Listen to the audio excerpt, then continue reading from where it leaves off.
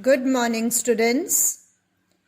This lesson is of class 8 for the subject of biology, topic human skeleton, which is covered in chapter 12, skeleton, movement and locomotion, starting on page number 117 of your textbook titled Concise Biology, Selena Publications, and is being submitted to you on 30th of November 2020. Children, let us begin with skeleton and its functions. Most animals are characterized by a definite shape and capacity for movement and locomotion. These functions are performed by the skeleton and muscles together. The general functions of skeleton are as follows. Number 1. Support and shape. Skeleton is a rigid framework that provides mechanical support to the body and helps to maintain the shape of the body.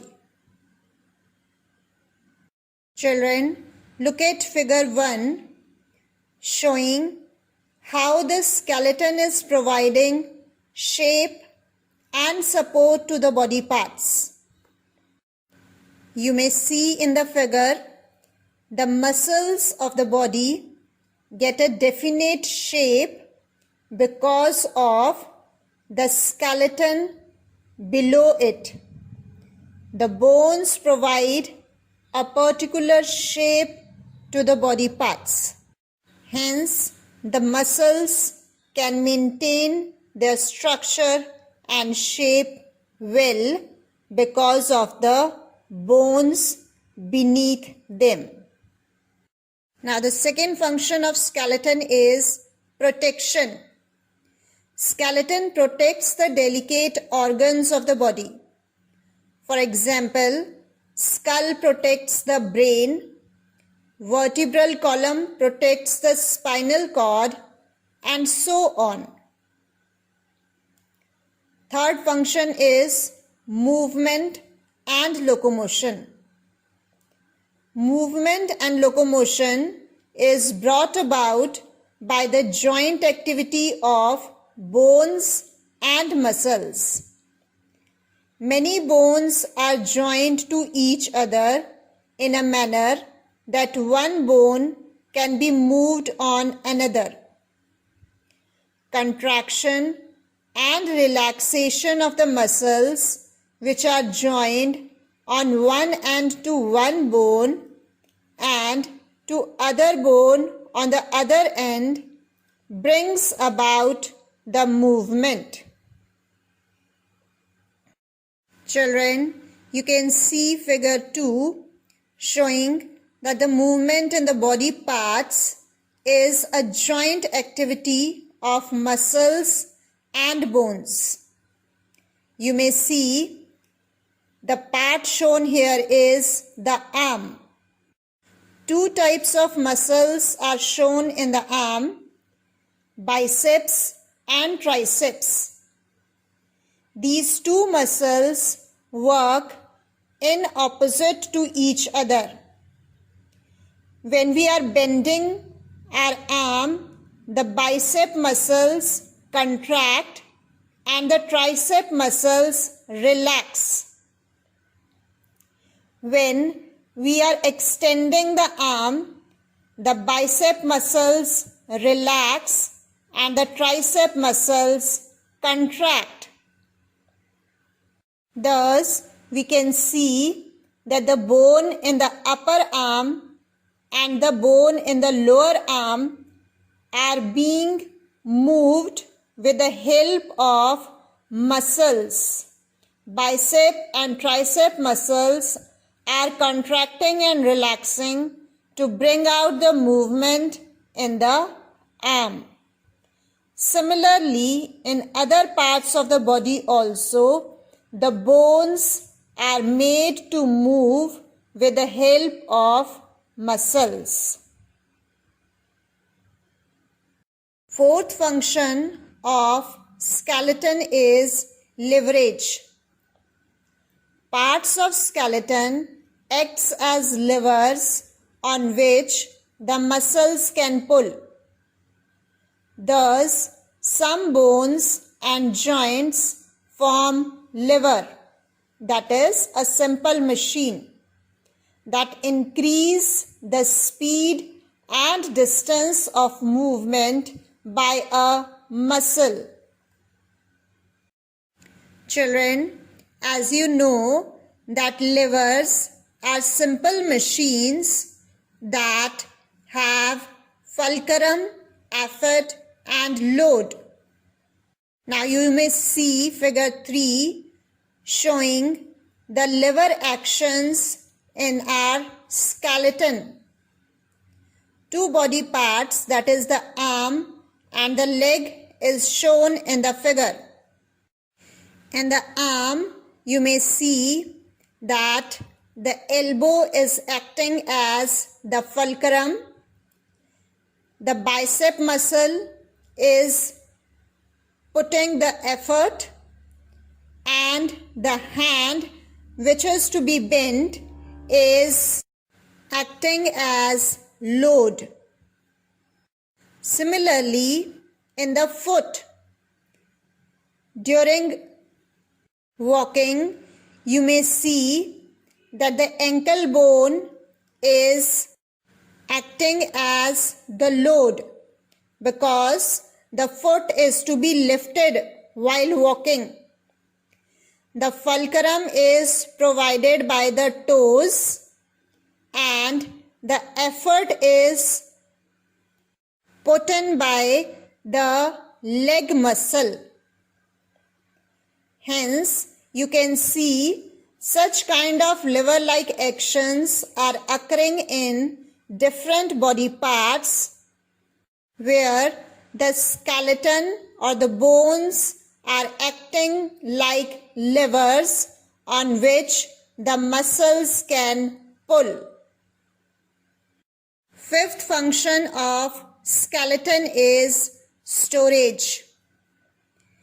Skeleton serves as storehouse of minerals such as calcium and phosphorus. Next function is formation of blood cells. Bone marrow of long bones form red blood cells and white blood cells.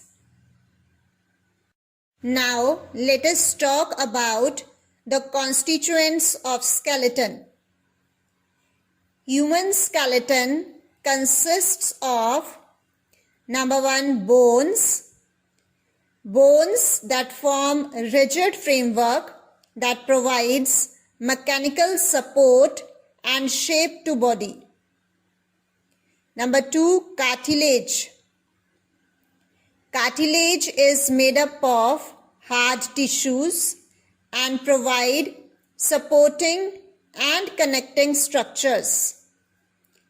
For example, cartilage is present in ear pinna and nose tip. Number 3 is ligaments. Ligaments connect bone to a bone and hold them in position. Now let us talk about the structure of bone and its composition. Bone consists of organic and inorganic material. Now let us see if the organic part of bone is removed, what happens? If bone is strongly heated, the organic component of bone is destroyed. and only the inorganic part or ash will remain. Such a bone turns brittle and quickly breaks. With age, organic part of bone is reduced in old people. Hence, the bones become fragile, taking much time to rejoin in case of a fracture. What happens if inorganic part of a bone is removed? Inorganic part of a bone includes compounds of calcium and phosphorus.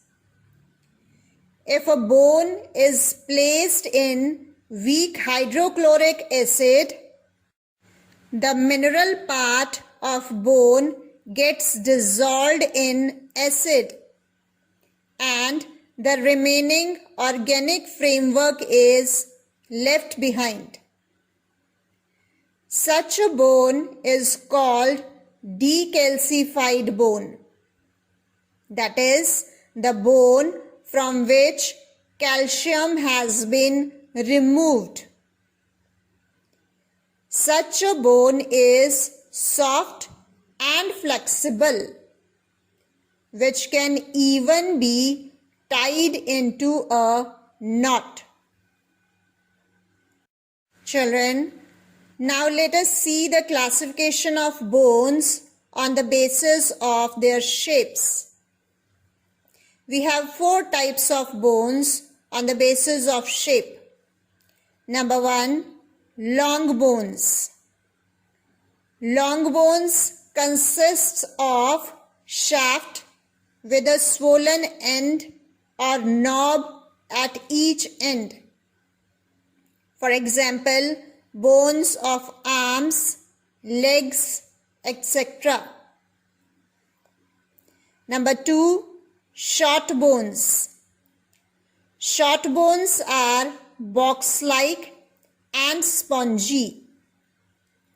These bones show little movement. For example, bones in your ankle and wrist. Number 3, flat bones. Flat bones are expanded into broad, flat plates of compact bones enclosing spongy bone. For example, bones in skull, sternum, and shoulder blade are flat bones. Number 4, irregular bones. Irregular bones vary in shape and structure. These bones are compact and spongy. For example, facial bones and vertebral bones are irregular bones. Children, you may see figure 4 showing different types of bones. You can see the flat bones. Flat bone is present in the skull. You can see the short bones, the shape of the short bones. These are small bones present in ankle or wrist. You can see the structure, the length of the long bones. These bones are present in your arms and legs. And lastly, you can see the shape. They are showing you the irregular bones. This diagram is of vertebrae, the bone present in your vertebral column. Further, it is for your information, children, that flat bones protect your internal organs. Flat bones like the sternum, cranial bones, that is the bones in the skull, ribs, scapula, that is the shoulder blade. All these are flat bones. Long bones support the body weight and facilitate movement. Long bones are present in the arms and legs. Short bones are present in your hand and foot.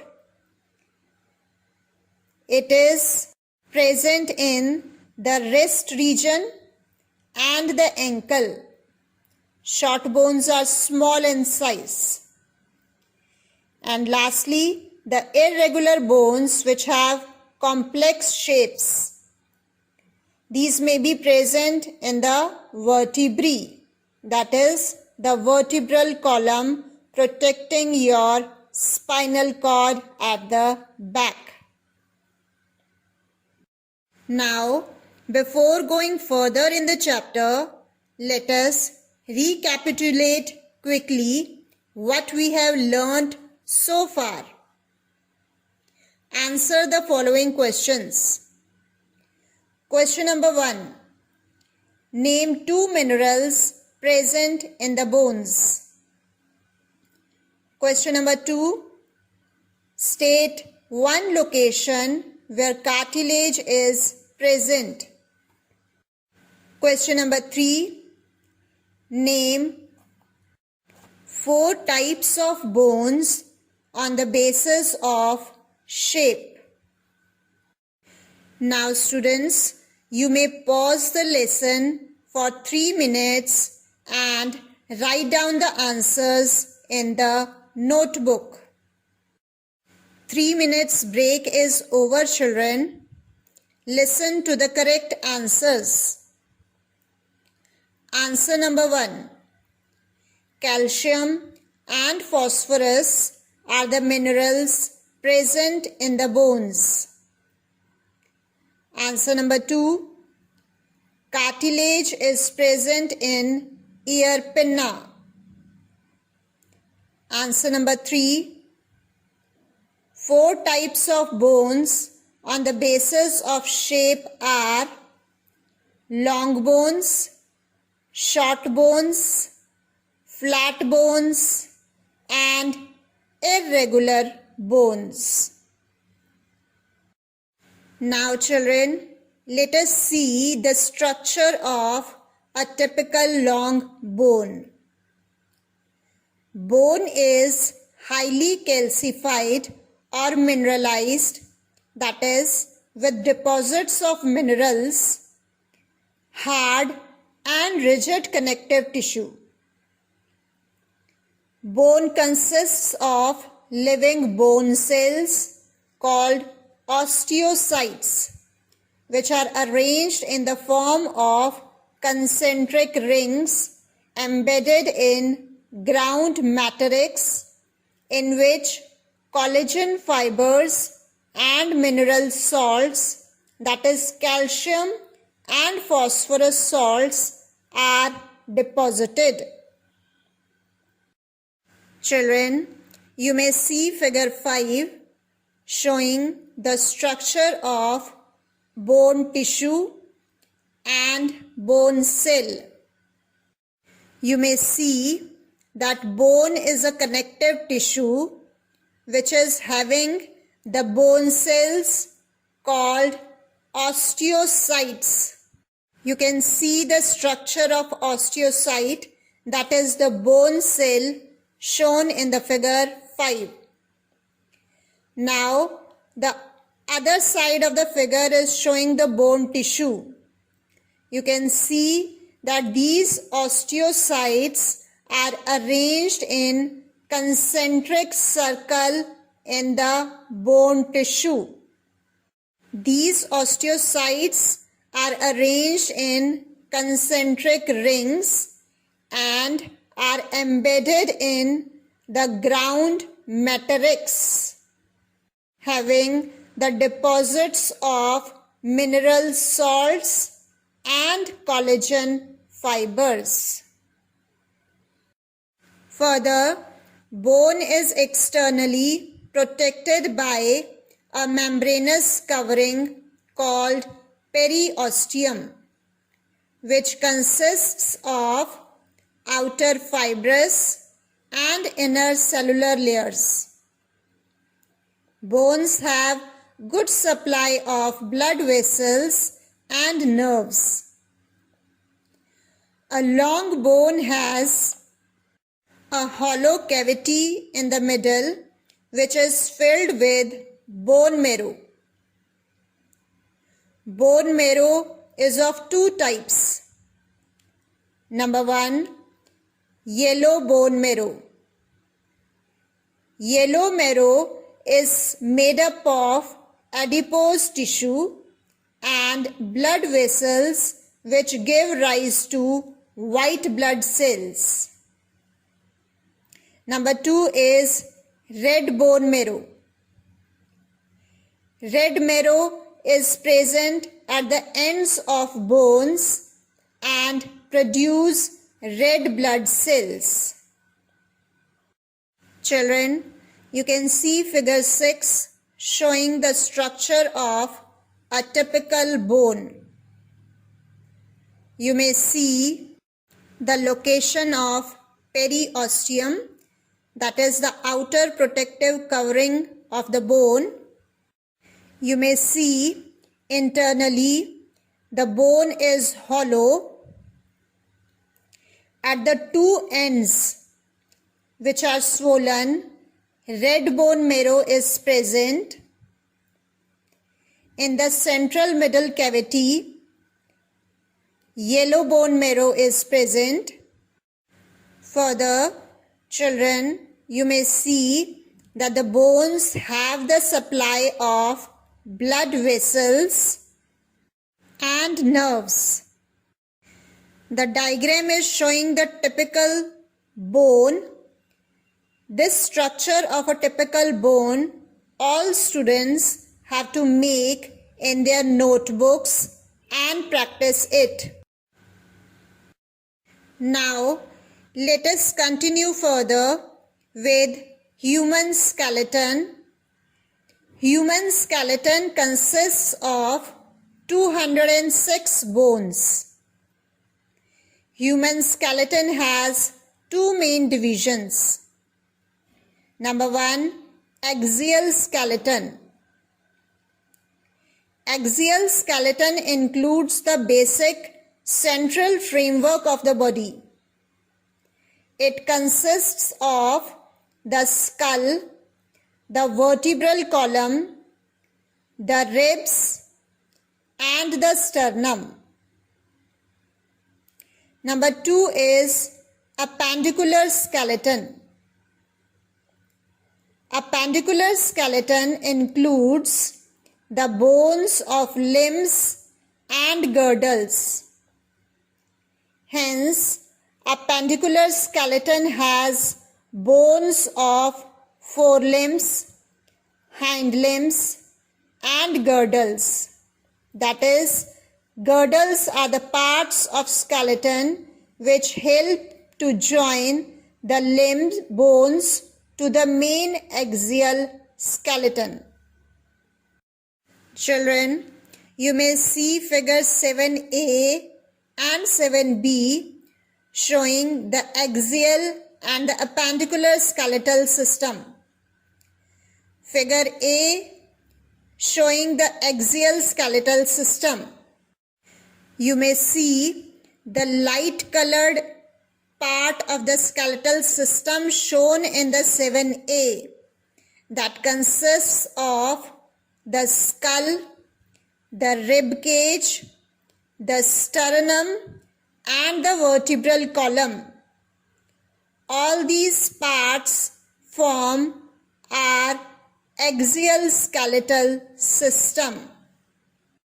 Now, in figure 7b, the light colored bones shown in the diagram, that is, the bones of your arms, legs, that is forelimbs and hind limbs, along with the girdles, that is the pelvic girdle, the bone which is joining your legs to the main axial skeletal system, and similarly shoulder girdle, the bone present in the shoulder which is helping to join your bones in the arms to the main axial system.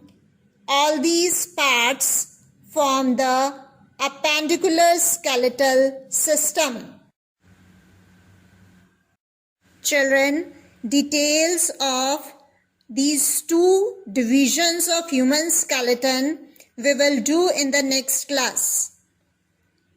Kindly go through the notes carefully and with reference to the detailed explanation of the topics, you are required to answer the following home assignment questions in your notebooks. Home assignment questions are as follows. Question number 1. Answer the following review questions given at the end of the chapter. B. Very short answer type. Question number 2. D. Long answer type. Question number 1. Question number 2 is draw a well-labeled diagram of structure of a typical bone. Thank you, children.